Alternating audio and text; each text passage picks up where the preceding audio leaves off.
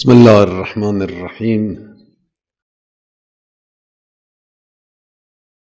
اعوذ باللہ من الشیطان الرجیم بسم اللہ الرحمن الرحیم الحمد للہ رب العالمین والصلاة والسلام علی سید الانبیاء والمرسلین وعلی اہل بیتہ الطیبین الطاہرین وصحبہ المنتجبین۔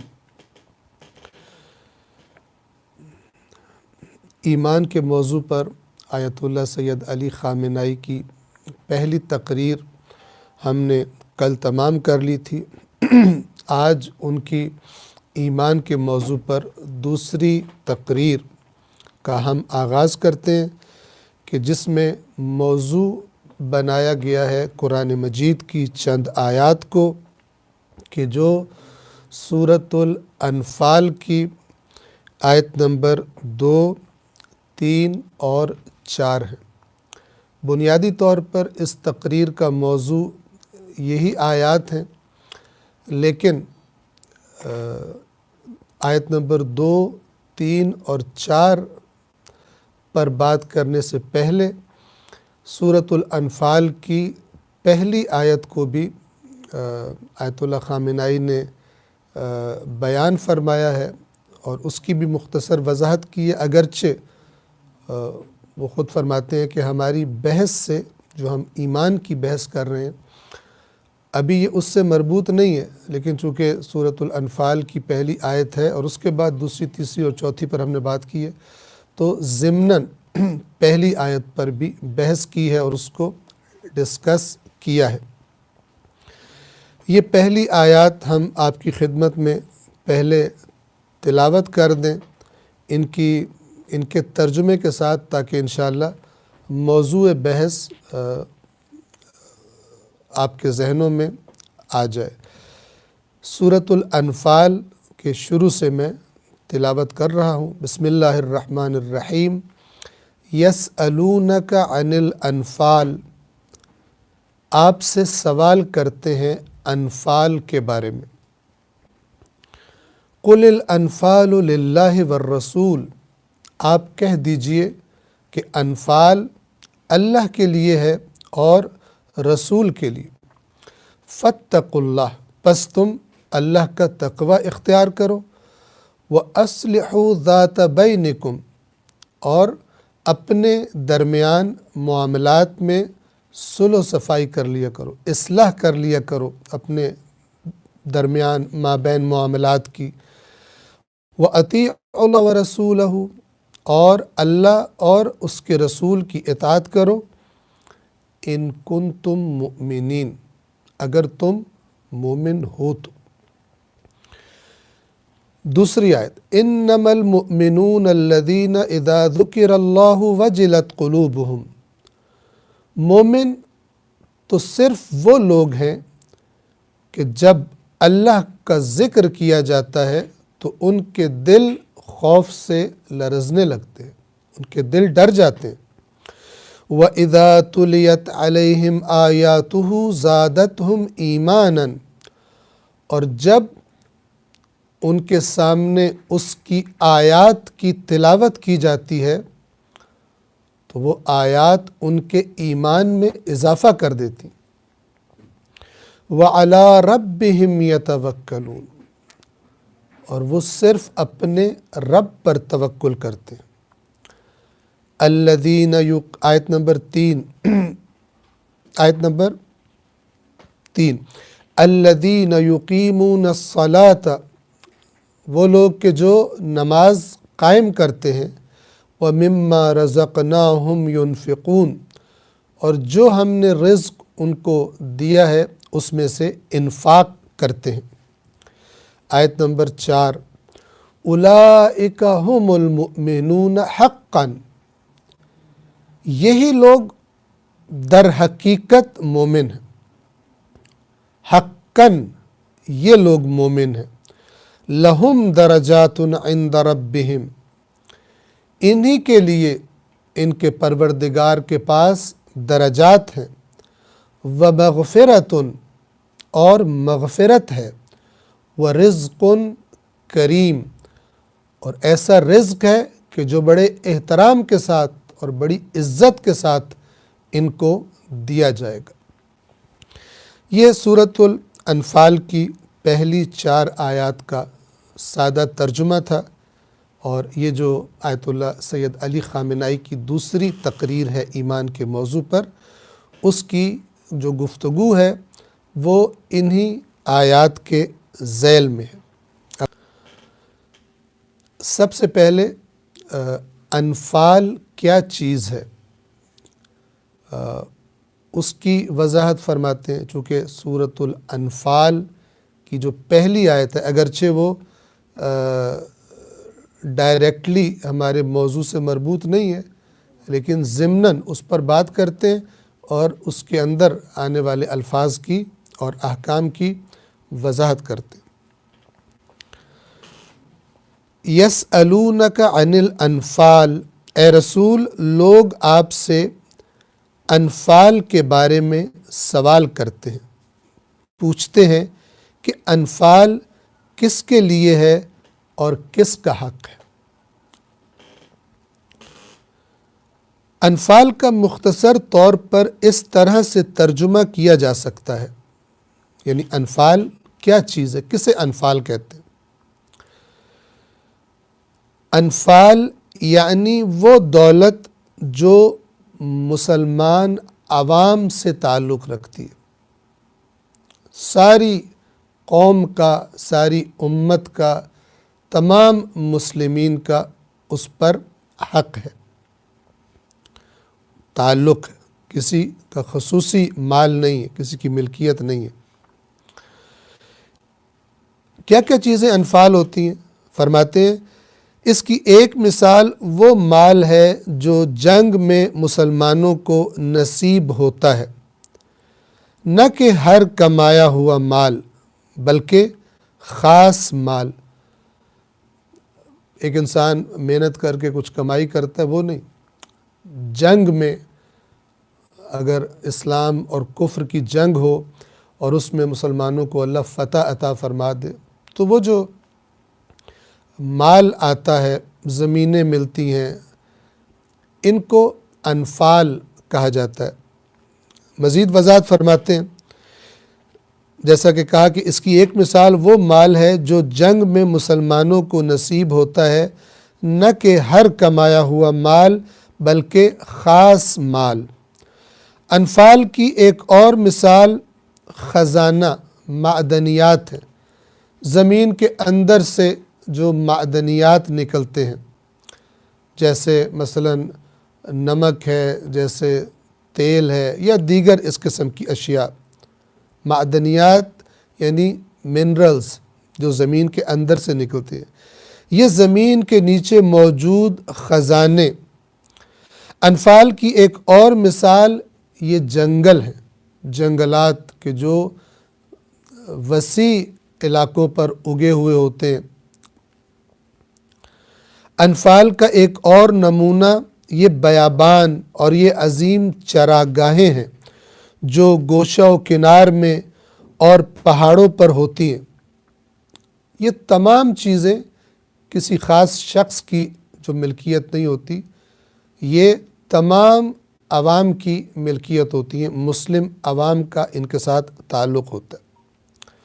بطور خلاصہ، انفال اس دولت کو کہا جاتا ہے جو کسی خاص شخص یا کسی خاص گروہ سے تعلق نہ رکھتی ہو، نہ کوئی خاص شخص مالک ہوتا ہے اس کا، نہ کوئی خاص گروہ، کوئی خاص خاندان مالک ہوتا ہے اس کو، بلکہ ہر ایک کے لیے ہوتی ہو، پوری ملت کا اس پر حق ہو، پوری قوم کا، پوری امت کا اس پر حق ہو۔ اس مال کو قرآن کریم کی زبان میں انفال کہا جاتا ہے۔ اب یہ انفال کا مسئلہ مسلمانوں کو کب پیش آیا اور انہوں نے رسول اللہ سے کیوں سوال کیا کہ جس سوال کے ذکر سے سورہ مبارکہ انفال کا آغاز ہو رہا ہے، یسألونک عن الانفال، آپ سے سوال کرتے ہیں انفال کے بارے میں۔ بات جاری ہے، فرماتے ہیں البتہ اس کا ایک نمونہ جیسا کہ عرض ہوا خاص مال غنیمت ہے جو جنگوں میں لشکر اسلام کے مجاہدوں کو نصیب ہوتا ہے۔ مسلمانوں کو پہلی بار یہ مسئلہ جنگ بدر میں پیش آیا تھا۔ پہلی جنگ جو اسلام اور کفر کے درمیان ہوئی تھی وہ غزوہ بدر یا جنگ بدر تھی۔ وہاں پر پہلی مرتبہ انفال کا مسئلہ مسلمانوں کو پیش آیا۔ گویا مسلمان ایک دوسرے کے ساتھ بحث کر رہے تھے کہ یہ مال غنیمت کس کا حق ہے۔ ان کے درمیان اختلاف پیدا ہوا۔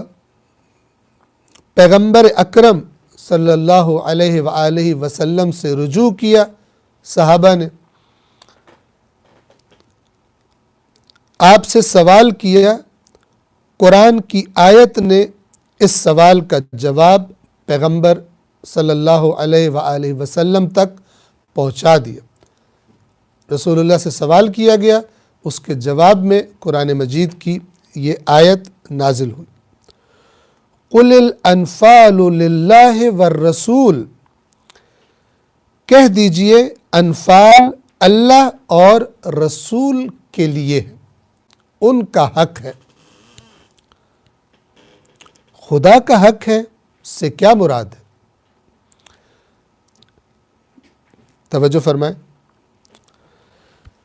یعنی خدا کا حق ہے، خدا کے لیے ہے انفال، اس سے مراد یہ ہے کہ بندگان خدا کے کسی خاص گروہ کے لیے نہیں ہے۔ یہ مال اللہ کے بندوں میں سے، انسانوں میں سے کسی خاص گروہ کے لیے نہیں ہے۔ جو خدا کا مال ہے، جس چیز کو مال خدا کہنا چاہیے، در حقیقت یہ وہ چیز ہے جسے الہی اہداف میں خرچ ہونا چاہیے۔ وہ اہداف، وہ عمل، وہ ہدف کہ جن کو حاصل کرنا دین کی نظروں میں ضروری قرار دیا گیا ہے، یعنی وہ اللہ کی طرف سے ہماری زندگیوں کا مقصد اور ہدف قرار دیے گئے ہیں، ان اہداف تک پہنچنے کے لیے اس مال کو خرچ کیا جائے گا۔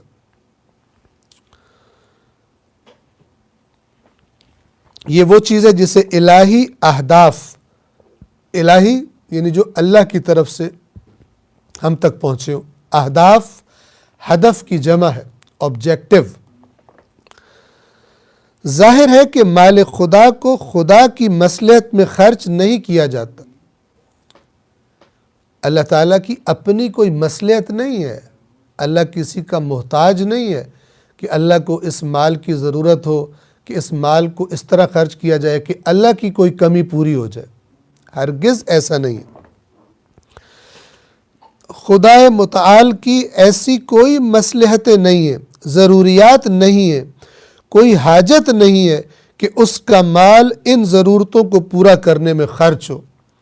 جیسے انسانوں کا معاملہ ہوتا ہے، انسان کے پاس مال ہے، اس کو وہ خرچ کرتا ہے اپنی ضرورت پوری کرنے کے لیے، اپنا پیٹ بھرنے کے لیے، کھانا کھانے کے لیے، بیمار ہو جائے تو دوا خریدنے کے لیے، کہیں سفر پہ جانا ہے تو کرائے وغیرہ کے لیے۔ انسان کی ضروریات ہے، لیکن اللہ بے نیاز ہے، اس کی کوئی ضرورت نہیں ہے، لیکن اس نے انسانوں کے لیے کچھ اہداف مقرر کیے ہیں، ذکر فرمایا ہے اپنے نبیوں کے ذریعے، اپنی کتابوں کے ذریعے سے۔ ان اہداف تک پہنچنے کے لیے اس مال کو خرچ کیا جائے گا۔ جو خدا کا مال ہے وہ در حقیقت بندگان خدا کا مال ہے، بندگان خدا کی ضروریات پر خرچ کیا جائے گا۔ لیکن وہ ضروریات کہاں سے پتہ چلیں گی؟ خود اللہ بتائے گا، خدا کا رسول بتائے گا، دین بتائے گا۔ خدا کا مال در حقیقت خدا کے بندگان خدا کا مال ہے، اسے ان کی مصلحتوں میں خرچ ہونا چاہیے، اس سے ان مصلحتوں میں خرچ ہونا چاہیے جنہیں خدا متعال نے معین کیا ہے۔ اللہ نے بتایا ہے میرے بندوں کی مصلحت ان کاموں میں ہے، ان کا اللہ کا مال انفال اللہ کے لیے ہے کا یہ معنی ہے۔ کہہ دیجئے کہ انفال اللہ کے لیے ہے، اس کا معنی یہ ہے کہ اللہ نے جو اہداف، جو ہدف بتائے ہیں انسانوں کے لیے، ان تک پہنچنے کے لیے اس مال کو خرچ کیا جائے گا۔ نہ کسی خاص انسان کی ملکیت ہوگی، نہ کسی خاص گروہ کی یہ مال ملکیت ہوگی، جس کو قرآن مجید نے انفال کہا ہے۔ یہاں تک تو ہو گئی اللہ کی بات، لیکن قرآن فرماتا ہے قُلِ الْأَنْفَالُ لِلَّهِ وَالرَّسُولِ، کہہ دیجئے کہ انفال اللہ کے لیے ہے اور رسول کے لیے۔ تو یہ رسول کا الگ سے ذکر کیوں آیا؟ آپ کو یاد ہوگا گزشتہ دروس میں یہ بات زیر بحث آئی تھی کہ اللہ تبارک و تعالی یہ کیوں فرماتا ہے وَأَطِيعُوا اللَّهَ وَالرَّسُولِ، رسول تو وہی بات کہہ رہا ہے جو اللہ کی بات ہے، پھر الگ سے رسول کا ذکر کیوں کیا؟ یہ کہہ دیتے کہ اللہ کافی ہے، اللہ کی اطاعت کرو، اتنا کہنا کافی تھا۔ تو وہاں ہم نے عرض کیا تھا کہ اس کا سبب ہے، اس کی علت ہے، تاکہ وہ دوسرے لوگ برملا ہو جائیں، ان کی حقیقت کو واضح کیا جا سکے کہ جو رسول اللہ کے زمانے میں دعویٰ کر رہے تھے کہ ہم بھی اللہ کی اطاعت کرتے ہیں، لیکن رسول اللہ کی مخالفت کر رہے تھے اور ان کی اس اسلام کی تحریک کے سامنے ڈٹ کے کھڑے ہو گئے تھے اسے ناکام بنانے کے لیے، جو ممکن تھا وہ کر رہے تھے۔ تو لہٰذا اللہ نے ان کے اس دعوے کو باطل کر دیا یہ فرما کر کہ اللہ کی اطاعت کرو اور رسول کی، یعنی جو رسول کی اطاعت نہیں کرتا وہ اللہ کی اطاعت بھی گویا کہ نہیں کر رہا، غلط جھوٹا دعویٰ کر رہا ہے۔ یہاں پر بھی فرمایا قُلِ الْأَنْفَالُ لِلَّهِ وَالرَّسُولِ، انفال اللہ کے لیے ہے اور رسول کے لیے۔ والرسول کا کیا مطلب ہے؟ رسول کا ہے انفال یعنی کیا؟ کیا رسول اللہ کے مقابلے میں ایک اور محور ہے؟ یعنی ایک محور اور مرکز اللہ کی ذات ہے اور اس کے ساتھ ساتھ ایک اور الگ سے ایک محور اور مرکز رسول اللہ کی ذات ہے؟ کیا ایسا ہے؟ نہیں، ایسا نہیں ہے۔ تو پھر اب توجہ فرمائیں، اس کی وضاحت کیا ہے؟ فرماتے ہیں خدا کے مال پر تصرف کرنے کے لیے ممکن ہے۔ تصرف کرنا یعنی اس کو استعمال کرنا، جہاں اس کو لگانا ہے اس کے لیے انتظام و انصرام کرنا۔ خدا کے مال پر تصرف کرنے کے لیے ممکن ہے کہ ہر کوئی اپنے آپ کو حق بجانب قرار دے۔ اللہ کی تو بہت ساری مخلوقات، بہت سارے انسان ہیں۔ اب اگر کوئی مال انفال کے عنوان سے آئے، سب کہیں یہ تو ہمارا ہے، ایک کہے میں خرچ کروں گا، دوسرا کہے میں خرچ کروں گا، ایک گروہ کہے ہم خرچ کریں گے، آپس میں جھگڑ پڑے، اختلاف ہو جائے ان میں۔ اس کا حل کیا ہے؟ ممکن ہے کہ ہر کوئی یہ کہے کہ یہ خدا کا مال ہے، ہم بھی خدا کے بندے ہیں، اور بظاہر اس اچھے اور خوشنما لفظ سے، اس عوامی جاذبیت رکھنے والے لفظ سے کہ یہ مال خدا کا مال ہے، یہ بڑا پیارا لفظ ہے۔ جب خدا کا مال ہے، ہم خدا کے بندے ہیں، تو ہمارا جو جی چاہے اس سے کریں، یہ تو عوام کے لیے بڑا، جو لوگ معاملے کو نہیں سمجھتے ان کے لیے بڑا پیارا لفظ ہے، بڑا جذابیت والا لفظ ہے۔ یہ مال خدا کا مال ہے اور ہم خدا کے بندے ہیں، اس عمومی مال کو اپنے ذاتی معاملات میں خرچ کریں، ایسا ہونا عین ممکن ہے۔ لہذا فرمایا گیا، توجہ کریں، اس بنا پر مال خدا کو اگرچہ عام مسلمانوں اور اللہ کے حقیقی بندوں کی مصلحت میں خرچ ہونا چاہیے، لیکن عوام الناس کی مصلحت تک پہنچنے کا مطلب یہ نہیں ہے کہ کسی کو کسی کی فکر ہی نہ ہو، ہر کوئی کہہ رہا ہو میں نے لینا ہے، میں نے لینا ہے، میں نے اپنی ضروریات میں خرچ کرنا ہے، میں بہتر سمجھتا ہوں، اور ایک افراتفری کا سما پیدا ہو جائے۔ اس افراتفری کو پیدا نہیں ہونا چاہیے۔ اسے روکنے کے لیے رسول کا ذکر کیا گیا. توجہ کیجئے. لیکن عوام الناس کی مصلحت تک پہنچنے کا مطلب یہ نہیں ہے کہ کسی کو کسی کی فکر نہ ہو، بد نظمی اور ہرج و مرج، افراتفری پیدا ہو جائے معاشرے میں، چھینا جھپٹی شروع ہو جائے، جس کا جو دل چاہے خرچ کرنے لگے. ایک مرکزیت کا ہونا ضروری ہے. ایک طاقتور ہاتھ ہونا چاہیے جس کو خدا کا نمائندہ اور عوام الناس کے امور کا نگہبان سمجھا جائے. خدا کے نمائندے کے طور پر، امانت دار کے طور پر کسی کو ہونا چاہیے کہ جو اس اللہ کے مال کو عوام کی مصلحتوں پر صحیح طریقے سے خرچ کر سکے، عدل و انصاف کے ساتھ خرچ کر سکے. وہ کون ہوگا؟ سوال. وہ رسول ہے صلی اللہ علیہ وآلہ وسلم. اب یہاں پر ایک اہم نقطے کی طرف توجہ فرمائیے، چونکہ ذہن میں سوال آئے گا. خوب، جب رسول اللہ دنیا سے تشریف لے گئے، اس کے بعد مکتب اہل بیت کے مطابق امام معصوم، اور جب امام معصوم بھی لوگوں کے درمیان موجود نہ ہو تو پھر کون ہوگا؟ ان سارے سوالات کے جواب بالآخر ان کی غیر موجودگی میں اب کون ہوگا کہ جو ان عمومی اموال جنہیں انفال کہا جاتا ہے وہ حق رکھتا ہے کہ ان کا انتظام و انصرام کرے اور اللہ تبارک و تعالیٰ کی رہنمائی کے مطابق اللہ کی مخلوق کی مصلحتوں کے لیے، ان کی ضروریات کے لیے خرچ کر سکے اس مال کو. وہ کون ہے؟ وہ رسول ہے. رسول یہاں پر رسالت اور نبوت کی حیثیت سے نہیں ہے، یعنی اس لیے نہیں ہے کہ کیونکہ وہ رسول ہے، کیونکہ اگر فقط رسول کے ساتھ مخصوص کر دیا جائے گا تو جب رسول دنیا سے چلے جائیں گے تو اب اس مال پر پھر ہر کوئی دعویٰ کرنا شروع کر دے گا. رسول یہاں پر رسالت اور نبوت کی حیثیت سے نہیں بلکہ کس حیثیت سے؟ حکومت الہی کے عنوان سے.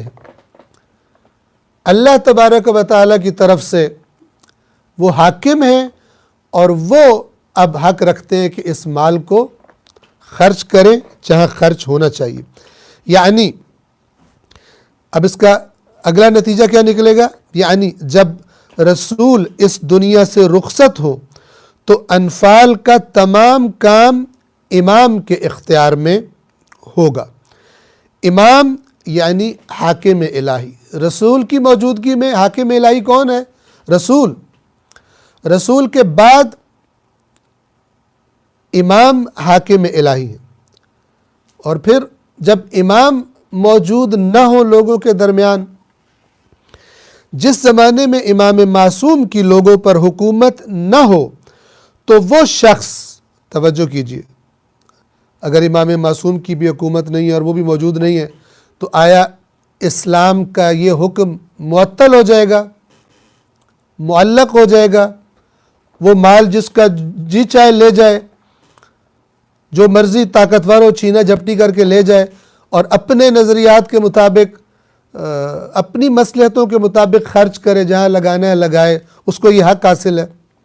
فرماتے ہیں جس زمانے میں امام معصوم کی لوگوں پر حکومت نہیں ہوگی تو وہ شخص جو خدا کی جانب سے لوگوں پر حکومت کر سکتا ہو اور جسے حکومت کرنی چاہیے وہ انفال اور عمومی مال کا اختیار رکھتا ہے. یعنی اللہ تبارک و تعالی کے دین نے جو معیار بتائے ہیں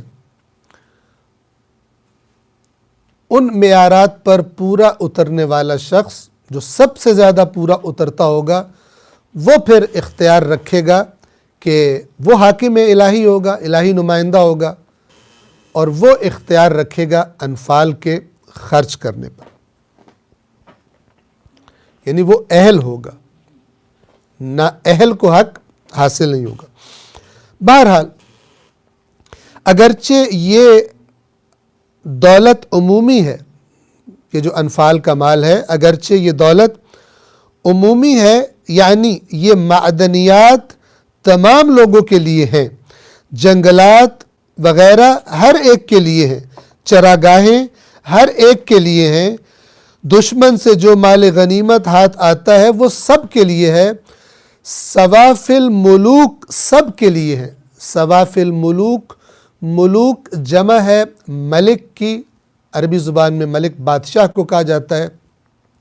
سواف الملوک وہ مال کہ جو بادشاہوں کے خصوصی اموال ہوتے تھے، ان کے نوادرات، قیمتی مال کہ جو منقولات میں سے ہیں، یعنی جو قابل حمل و نقل اموال ہوتے ہیں، ان کو سواف الملوک کہا جاتا ہے۔ آپ نے دیکھا ہوگا آج کل بھی عمراء وغیرہ اپنے لیے بڑی قیمتی اور نادر چیزوں کی کلیکشنز رکھتے ہیں اور بڑا فخر کرتے ہیں، ہمارے پاس یہ ہیرا پڑا ہے، ہمارے پاس ایسی گاڑی ہے، فلان ہے، قیمتی ترین چیزیں کہ جو بہت مہنگے داموں پر خرید کر انہوں نے لوگوں کے سامنے اپنا ایک نام سکہ جمانے کے لیے رکھی ہوتی۔ تو جب عالم کفر سے ان کے بادشاہوں کا مال آئے گا، سواف الملوک سب کے لیے۔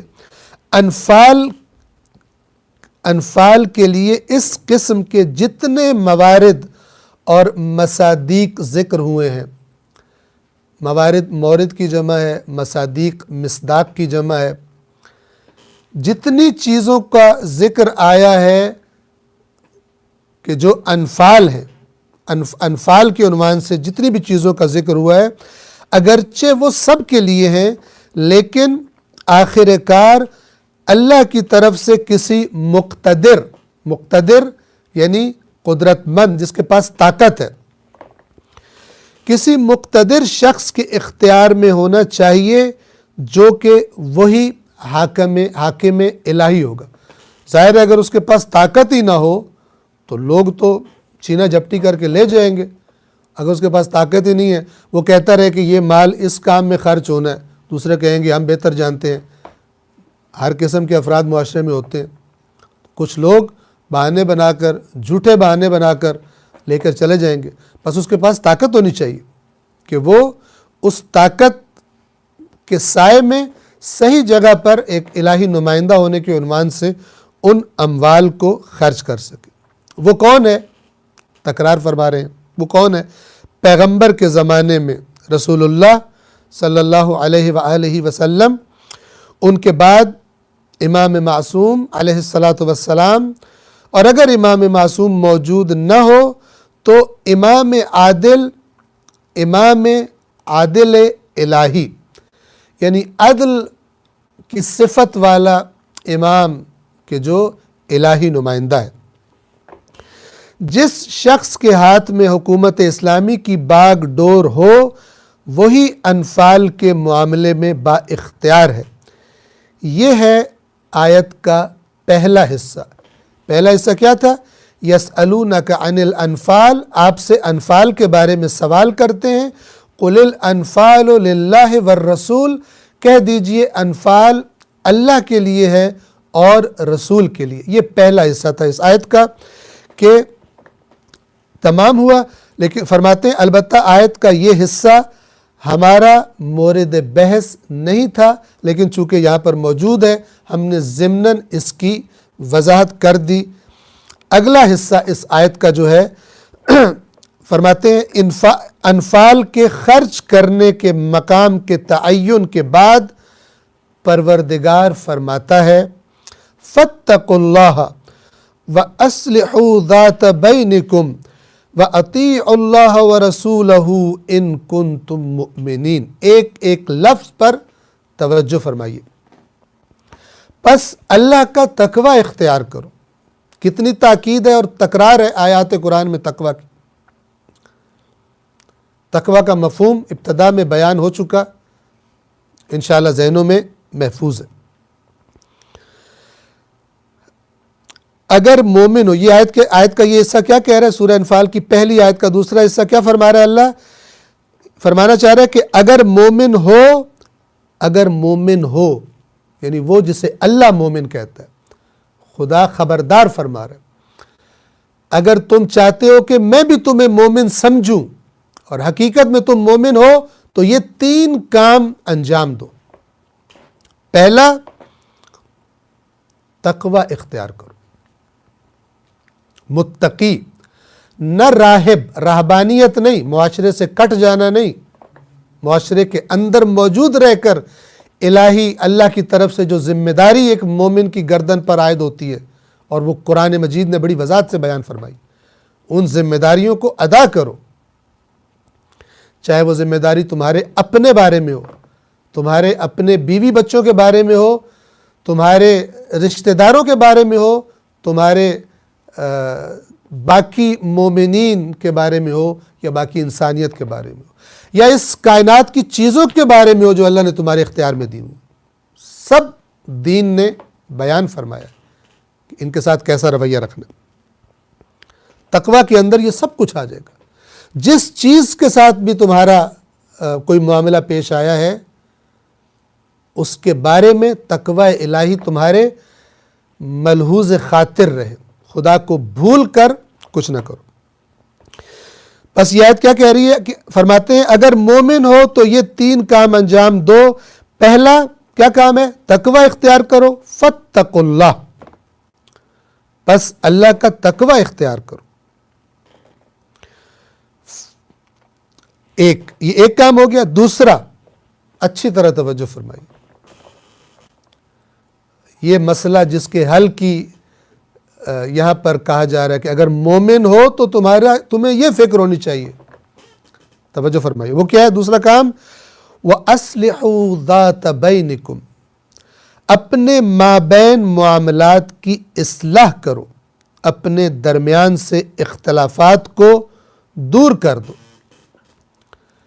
بس قرآن جسے مومن کہتا ہے وہ ہمیشہ صلح کرنے کی فکر میں ہوگا، صلح کرنے کے لیے تیار ہوگا۔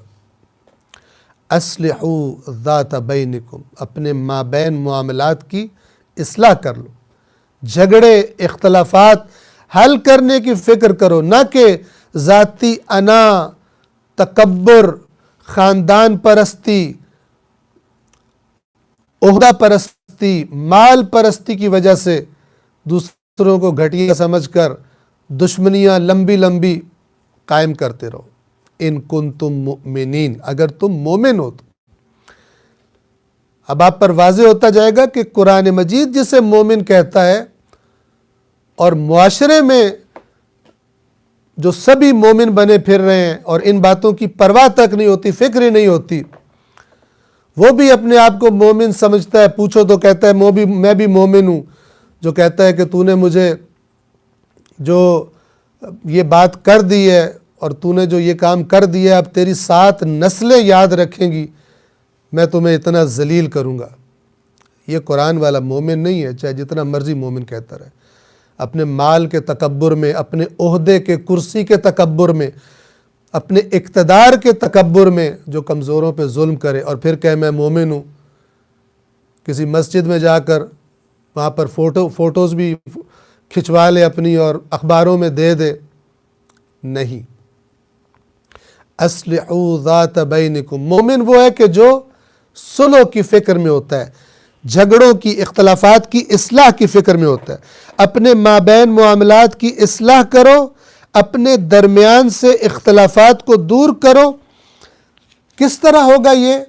فرماتے ہیں حقیقت کی خاطر،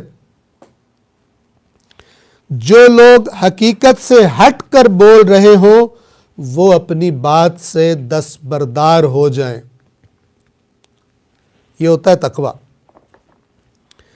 اگر میرے منہ سے ایک بات نکل گئی لوگوں کے سامنے اور مجھے بعد میں پتہ چل گیا کہ وہ بات غلط ہے، جذبات میں نکل گئی، جوش میں نکل گئی، غلطی سے میرے منہ سے بات نکل گئی، لا علمی میں کچھ اور سمجھا تھا، حقیقت کچھ اور تھی، میں نے بات کر دی، اب جب مجھے پتہ چلا ہے تو یہ جھگڑا کب ختم ہوگا؟ یہ اختلاف، اس بات کی وجہ سے پیدا ہونے والا اختلاف کب ختم ہوگا؟ کہ جب میں خداوند عالم کو اپنا اس کے تقویٰ کو ذہن میں رکھتے ہوئے میں سوچوں اور جب مجھے پتہ چل جائے کہ غلطی میری طرف سے تھی تو میں اچھے انداز میں اس غلطی کا اعتراف کر کے پیچھے ہٹ جاؤں، اصلاح ہو جائے گی۔ یہ موضوع، اس کی مثالیں بیسیوں سینکڑوں مثالیں دی جا سکتی ہیں۔ جب ایک شخص جس کا حق نہیں بنتا وہ کسی جگہ پر آ کے بیٹھ جائے گا سفارش کے ذریعے سے یا رشوت دے کر، تو وہ کہ جو حق رکھتا تھا، حقدار تھا، جو میرٹ پر پورا اترتا تھا، وہ یہ احساس کرے گا مجھ پر ظلم ہوا ہے، اس کے اندر بے اطمینانی پیدا ہوگی، سسٹم کے بارے میں، نظام کے بارے میں، بغاوت پر اتر آئے گا۔ خدا نخواستہ بغاوت نہیں کرے گا، خود کرپشن کی طرف مائل ہو جائے گا، خود اس کا ایمان خراب ہونے کے چانسز پیدا ہو جائیں گے کہ سارے یہاں پہ لوٹ مار کر رہے ہیں تو میں بھی اسی لوٹ مار کا حصہ بن جاؤں۔ جب تک کہ ہر وہ شخص، اگر وہ مومن ہے، قرآن جسے مومن کہتا ہے، نہ کہ اپنے آپ کو مومن بنائے ہو، ویسے تسبیحاں پڑھ پڑھ کے توڑے جا رہا ہے، لیکن جہاں پر اپنا معاملہ آتا ہے مادی مفادات کا، وہاں رشوت بھی دے لیتا ہے، وہاں سفارش کر کے میرا بچہ بیٹھے اس سیٹ پر جا کر، چاہے اس کا بچہ بدترین نالائق ہی کیوں نہ ہو، اسے اپنے بچے سے لائق نظر ہی کوئی نہیں آتا۔ اصلحوا ذات بینکم، کیا فرما رہے ہیں؟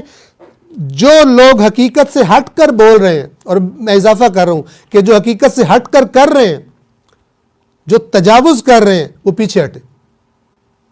جب تک وہ ظالم، تجاوز کرنے والے، ناحق بولنے والے، جھوٹ بولنے والے، جب تک وہ ڈٹے رہیں گے، یہ اختلافات قائم رہیں گے۔ اور دین اور قرآن اور انبیاء کے آنے کے بعد اللہ کی کتاب قرآن مجید جو اختلافات کے پیدا ہونے کا سبب بیان فرماتا ہے، جو آپس میں لڑائی جھگڑے اور گروہ بندیاں اور فرقے بننے کا سبب بتاتا ہے، وہ یہی بغیم بینہم، بغین یعنی حد سے بڑھ جانا، جو لمٹ تھی اسے کراس کر جانا، ناحق کسی چیز کی خواہش میں حد سے آگے گزر جانا۔ توجہ کیجیے، جو ناحق بول رہے ہوں، حقیقت سے ہٹ کر بول رہے ہوں، وہ اپنی بات سے دستبردار ہو جائیں، اپنے درمیان سے اختلافات کو مٹا دو۔ دوسرا اہم کام یہ ہے تقوی۔ اور خود آپ دیکھیں، اصلحوا ذات بینکم کب ہوگی؟ جب تقوی آئے گا۔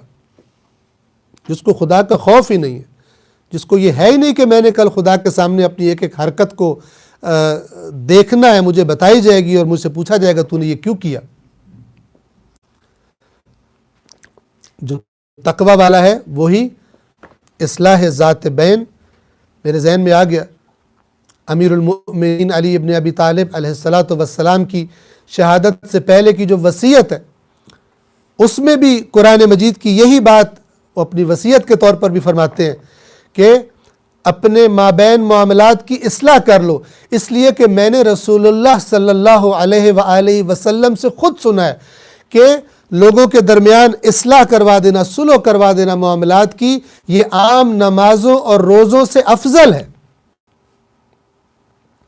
اب ایک بندہ بڑا شوقین ہے، نمازیں پڑھتا ہے، مستحبات پڑھتا ہے، روزے رکھتا ہے، عبادات کرتا ہے، لیکن جب کسی سے جھگڑا ہو جائے اسے کہتا ہے میں نہیں چھوڑوں گا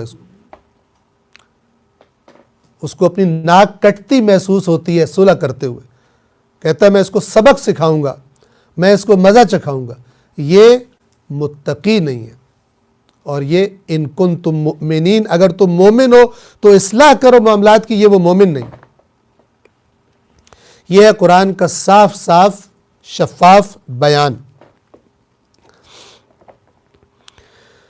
وَأَصْلِحُوا ذَاتَ بَيْنِكُمْ، اپنے باہمی معاملات کی اصلاح کر لو، معمولی باتوں پر ایک دوسرے سے اختلاف نہ کرو، ایک دوسرے کے پیچھے پڑنے کے لیے بہانے تلاش نہ کرو۔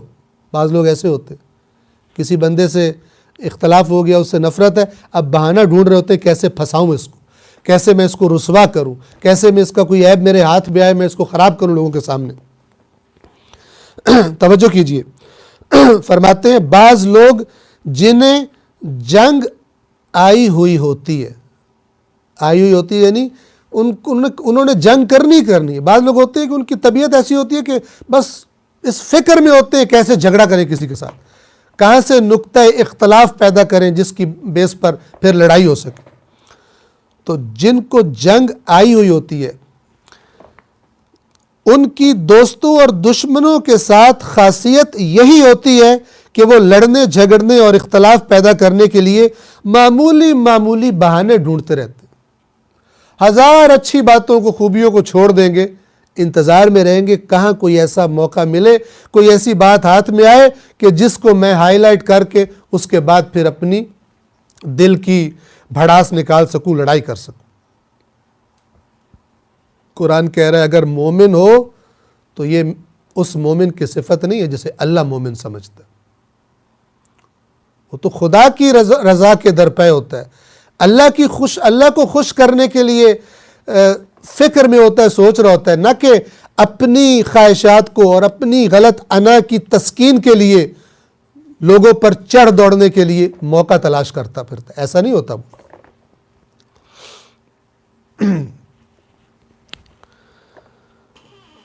ایسے لوگوں کو خدا اور رسول کی نصیحت یہ ہے کہ دوستوں سے جنگ کرنے کے بہانے ڈھونڈنے کی بجائے دشمن سے جنگ کرنے کے بہانوں کو نہ چھپائیں. یعنی بجائے جو اصلی دشمن ہے دیکھتے ہیں کہ وہ تو طاقتور ہے, وہ تو مارے گا, ٹھیک ہے, چھپا لیتے ہیں, ٹھیک ہے, اور ادھر جو دوستوں سے لڑنے کے بہانے ہیں ان کو ہائی لائٹ کرتے. توجہ فرمائیے, دشمن سے جنگ کرنے کی جو دلیل ہے, جو بہانہ ہے, اس کو چھپا لیں گے, کہیں گے نہیں جنگ نہیں کر سکتے. لیکن جب آپس میں بیٹھے ہوں گے تو اپنا غصہ اتاریں گے. یعنی وہ جو قرآن نے فرمایا اشداء علی الکفار رحماء بینہم, رسول اللہ کے جو ساتھی ہیں, ان کے ساتھ ہیں, ان کے ہمراہ ہیں, ان کی صفت یہ ہے کہ کفار جو اسلام کے دشمن ہیں ان پر سخت ہوتا ہے رویہ ان کا, اور آپس میں رحماء رحمت والا رویہ ہوتا ہے.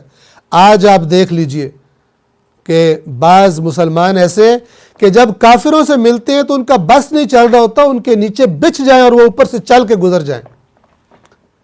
اس قدر سارے دانت باہر نکال کر ان کو ویلکم کرتے ہیں, ان کی رضا کی تلاش میں ہوتے ہیں کہ ہمارے یہ سو کالڈ آقا یہ خوش ہو جائے. اور یہی جب اپنے مسلمانوں کے پاس آتے ہیں تو ان کی ناک ہی نیچے نہیں آتی, ان کو گھٹیا سمجھتے ہیں, اپنے لاشعور میں مسلمانوں کو گھٹیا سمجھتے ہیں, اپنی عوام کو اور ان آقاؤں کو, غیروں کو, کہ جو اس دین کے بھی دشمن ہے اور ان کی دشمنی واضح ہے, ان کی زبانوں سے واضح ہے, اور جو ان کے دلوں میں ہے وہ اس سے بھی زیادہ ہے.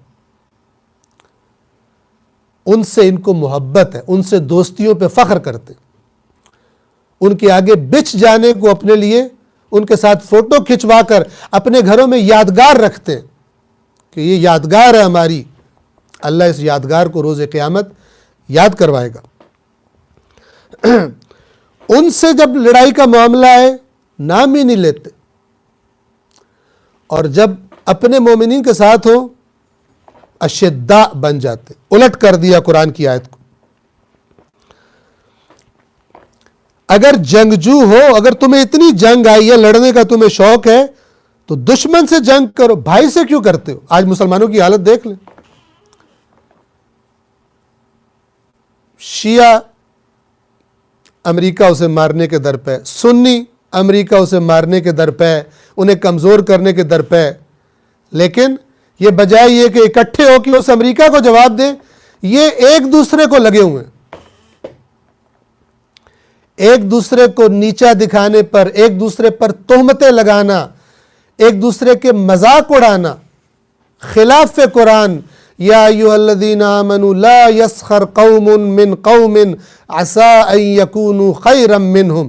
اے ایمان والو, تم میں سے ایک قوم دوسری قوم کا تمسخر, مذاق نہ بنائے, ہو سکتا ہے کہ وہ تم سے بہتر ہو.